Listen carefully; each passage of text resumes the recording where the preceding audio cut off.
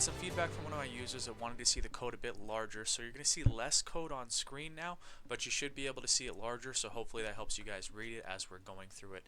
Now this is actually going to be pretty simple, so this video should be pretty short. Couple of things, I am still using dark high contrast mode just as a reminder because I haven't told you guys in a while. So when you're looking for your themes, you're going to go to your settings, go to themes, color theme, and you want to use dark high contrast if you're trying to match what I have here. Mario in Python, we're doing the same code now that we did in C. So you're going to look at your Mario C here, and we have to remember what was done in C. It was done in 41 lines on my code, and we're going to try and code it in less in Python. Also, it should not be as difficult to code in Python. So when we get into this, you're only given a to-do. It just says to-do at the top. Now, I've inputted the notes here to make sure I'm tracking with what I need to do while I'm doing the things I need to do. So we need to keep prompting the user for input until a positive integer is entered. We need to convert the user's input to an integer. If the input cannot be converted, we need to print an error message and continue looping. In other words, please put in a positive integer, value is not an integer, whatever the case is.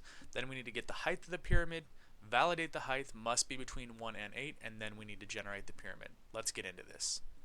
So for line 1 here, in order to accomplish what they were asking us to do, let me go back here.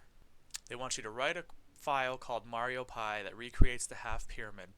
Now, one of the things they put in here is that to make things more interesting, first prompt the user with getInt for the half heights pyramid for a positive integer between 1 and 8. So let's get started on this thing. The first thing that we're going to do is define getInt, right? So that was one of the first things they wanted us to do. For prompt and colon here, and then we need to keep prompting the user for an input until a positive integer is entered. So tabbing out while true, we are going to try, and this is Python, so while true is capital T, try, and now we're going to convert the user's input to an integer, right? So we're going to return integer input prompt, and we're going to close that out. And then after that, we're going to accept a value error, where if the code is converted to an integer or cannot be converted to an integer, we need to print that error message. So we're going to put that here. So print, and remember in Python, it's just print, right? So let's just say invalid input, please input a positive integer. And then we'll put a period, close that out, and close that out. So that takes care of our whole first function there. And the next thing we need to do is get the height of the pyramid. Now this one should be shockingly simple, being in Python now. So height is just going to be getInt, right, the number that they put in, as height. And that's it. Next thing we need to do is we need to validate the height must be between 1 and 8 and must be inclusive, right? So we need a while loop. So while the height is greater than 1 or height is less than 8, we need to print height must be between 1 and 8.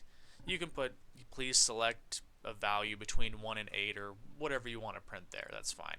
So height equals getInt, which we defined above in the first thing that we had there, and height. And we'll do colon space quote, and then we need to generate our pyramid. So all we need to do now is kind of a for loop, so for I in range, right, of 1 comma height, and we need to do +1 just like we did in our other code, right? And then we're going to put a colon here, and it's going to be print, and we need our spaces, right, just like we needed in the C code. But in this, we're just going to do the space right here, so the space plus the height minus I, again, just like in your C code, right? And then plus, and now we need our hashes to create the pyramid, so we're just going to put the hashes in there, times I.